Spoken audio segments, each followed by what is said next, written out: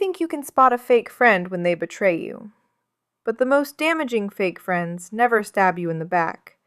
They slowly undermine you from within your inner circle, maintaining a facade of care while serving their own interests.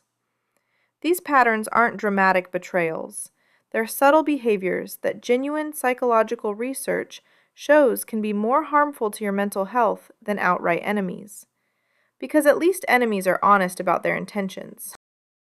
Hey there, neurospicy folks! I'm Dr. Monty, and I'm an ADHD psychologist with a special interest in all things neurodivergent neuroscience. If you enjoy my videos, please consider subscribing to my channel to help me grow and bring more scientific understanding and awareness to a larger audience. Thanks so much!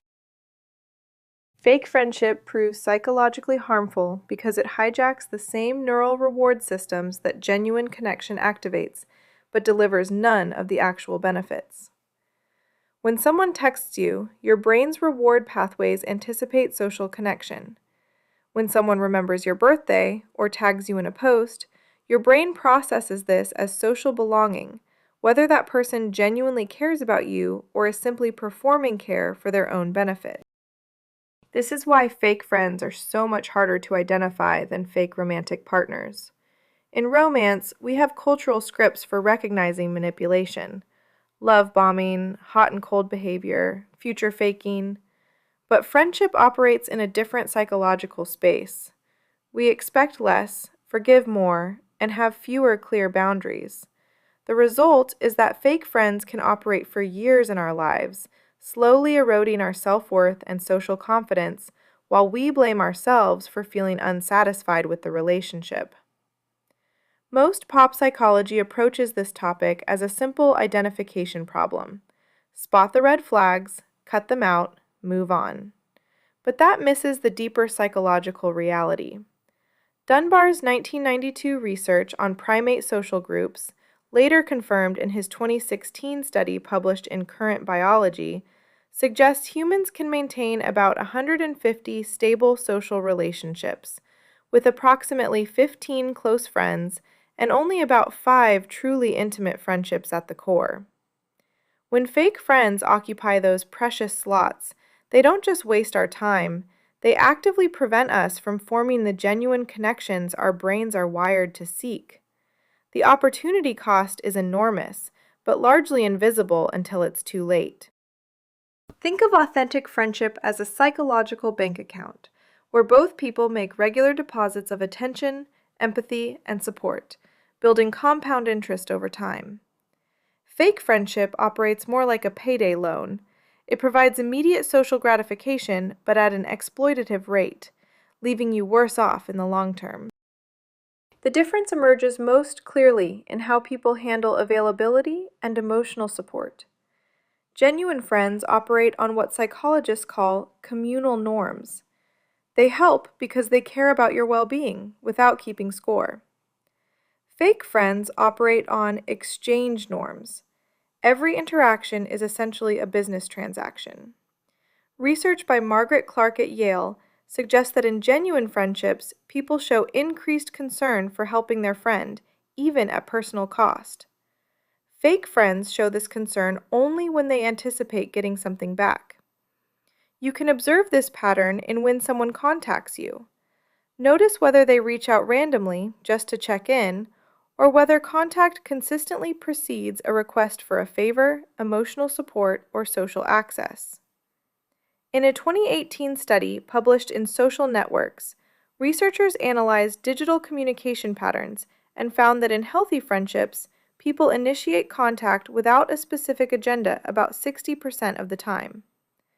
Fake friends reverse this pattern, making contact primarily when they need something.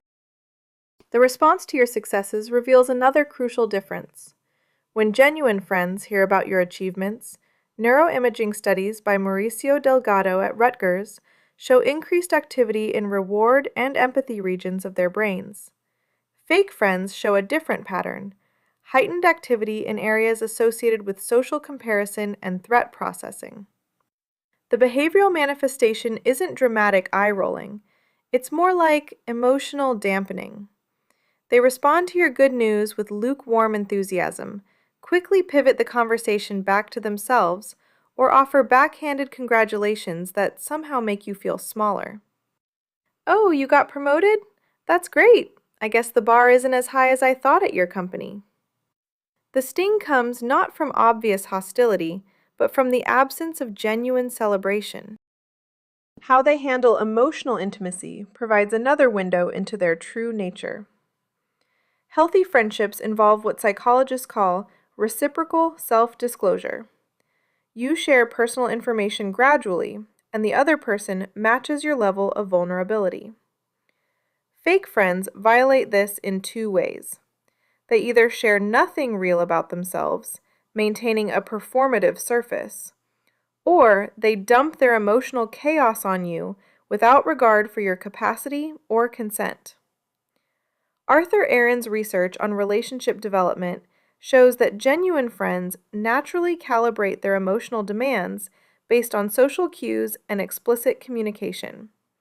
They read your signals, ask if you have capacity for heavy conversations, and respect boundaries when you say no. Fake friends treat you like an emotional dumping ground, then disappear when you need the same support. Social triangulation reveals where fake friends show their true nature most clearly. Genuine friends operate on what researcher John Gottman calls loyalty principles. They speak positively about you when you're not present, or, at minimum, they stay neutral. Their private opinion of you matches their public treatment. Fake friends use your private information as social currency. They share your secrets to build intimacy with others, criticize you behind your back to elevate themselves, or create drama by sharing selective information designed to create conflict.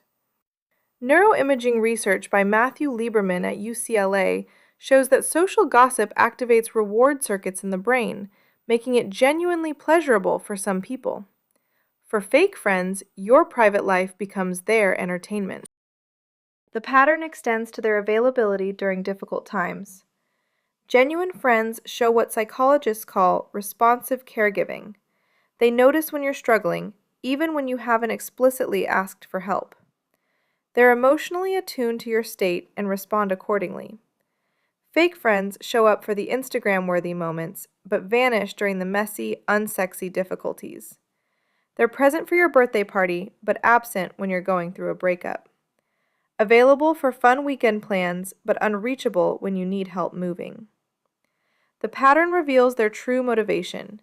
They're there for the social benefits of association with you, not for you as a person. This connects to how they handle success more broadly. In healthy friendships, success isn't zero-sum. Your wins don't threaten their identity because secure people understand that there's enough success to go around. But fake friends operate from what psychologist Carol Dweck calls a fixed mindset about social status. They believe there's only so much admiration, attention, or success available, so your gain feels like their loss. This manifests as constant one-upping, minimizing your achievements, or turning every conversation into a competition. You mention you're tired from work? They're exhausted. You share excitement about a new relationship? They immediately launch into stories about their romantic life. The conversation becomes a tennis match where they're always trying to hit a winner. Perhaps the most insidious pattern is what I call performative intimacy. Fake friends are often excellent at the surface level signals of friendship. They remember birthdays, post supportive comments on social media, use intimate language like bestie or soul sister. But this performance is designed for public consumption, not private connection. Research by Sherry Turkle at MIT reveals the difference. Genuine intimacy involves what she calls presence, the ability to be fully attentive to another person without agenda. Fake friends are always performing, even in private. They're mentally composing the social media post about your hangout while you're still hanging out. They remember details that make them look good as a friend, but miss the deeper emotional current of your actual experience. The psychological reality proves more complex than these patterns might suggest. The research I've described makes fake friendship sound like a clear-cut phenomenon, But human relationships exist on a spectrum. Most people aren't purely genuine or purely fake. They're somewhere in between, and their position on that spectrum can shift based on stress, life circumstances, or their own psychological development.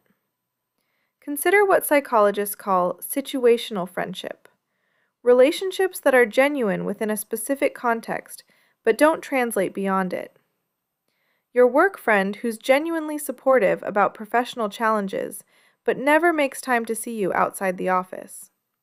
Your gym buddy who celebrates your fitness wins, but isn't emotionally available for deeper struggles.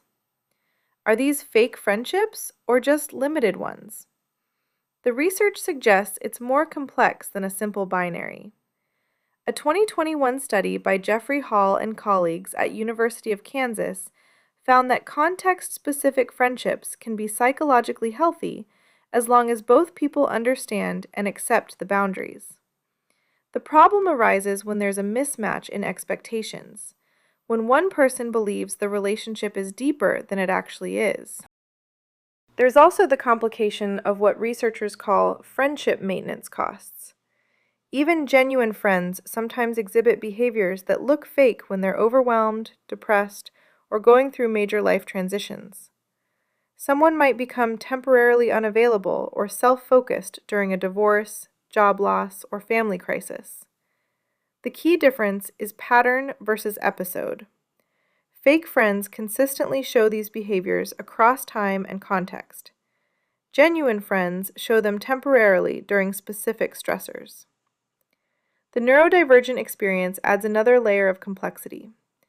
People with ADHD, autism, or social anxiety might struggle with some of the social calibration that characterizes genuine friendship, not because they don't care, but because they process social information differently. Someone with autism might miss social cues about when you need support. Someone with ADHD might be inconsistent in their availability due to executive function challenges. These aren't signs of fake friendship, they're signs of neurological differences that require different communication strategies. Cultural factors matter too. Research by Hee-Jung Kim at UC Santa Barbara shows that friendship norms vary significantly across cultures. In some collectivist cultures, what looks like transactional friendship to Western eyes, helping because of social obligation rather than pure affection, is actually a more stable and reliable form of social support than emotion-based friendship. Perhaps most importantly, we need to acknowledge our own capacity for fake friendship behaviors. Social psychologist Leon Festinger's research on cognitive dissonance reveals that we're remarkably good at justifying our own questionable social behaviors while harshly judging the same behaviors in others. Most of us have been fake friends at some point, present for someone's fun moments, but absent for their struggles, or maintaining a friendship primarily for what we get out of it rather than what we give. So what does this research mean for how you navigate your actual social life? The goal isn't to become a friendship detective, constantly analyzing every interaction for signs of authenticity. That way lies social paranoia and the destruction of the very connections you're trying to protect. Instead, think of this knowledge as a form of social literacy, a way to understand the difference between relationships that nourish you and relationships that drain you, so you can invest your limited social energy more wisely. The most practical application is what I call the energy audit. After spending time with someone, notice how you feel. Genuine friends leave you feeling more like yourself, more confident, more optimistic, more capable. Even when you've discussed difficult topics or they've challenged you on something, the overall effect is energizing.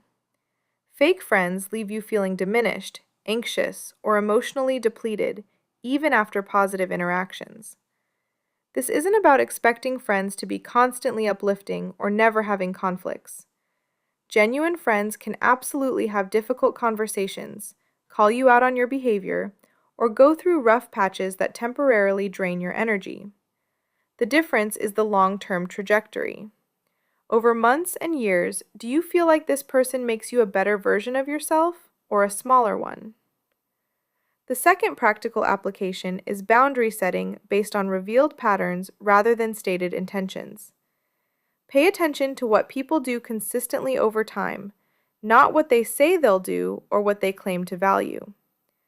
Someone who consistently cancels plans at the last minute is showing you that your time isn't a priority, regardless of how apologetic they are. Someone who remembers every detail about your romantic life but forgets every important work deadline you mention is revealing what they actually care about. This doesn't mean immediately cutting off anyone who shows fake friend behaviors. It means adjusting your expectations and investment to match their actual capacity for genuine friendship. You might maintain a pleasant but surface-level relationship with someone who's proven unreliable in deeper ways. You might enjoy their company in group settings while not depending on them for emotional support. A third application is recognizing that loneliness makes us vulnerable to accepting low-quality social connections. Research by John Cacioppo at the University of Chicago found that loneliness literally changes our brain chemistry, making us more likely to interpret neutral social signals as threatening and more desperate to maintain any social connection, even harmful ones. If you find yourself repeatedly attracted to or tolerating fake friends, the solution isn't just better friend detection skills. It's addressing the underlying loneliness or low self-worth that makes fake friendship feel better than no friendship. This might mean therapy, joining communities aligned with your genuine interests, or doing the difficult work of learning to enjoy your own company. The crucial insight shifts how we think about friendship entirely. Authentic friendship isn't about finding people who never disappoint you. It's about finding people whose disappointments come from human limitations, rather than fundamental lack of care. Genuine friends sometimes fail you because they're overwhelmed, distracted, or dealing with their own struggles. Fake friends fail you because your well-being was never actually their priority. The difference isn't in the failure, it's in the underlying motivation. When you understand this distinction, you stop wasting energy trying to earn care from people who are fundamentally incapable of providing it, and you start investing in relationships where care already exists, but might just need better communication or boundaries. Your social energy becomes a resource you protect, rather than a currency you spend hoping to purchase affection that was never for sale.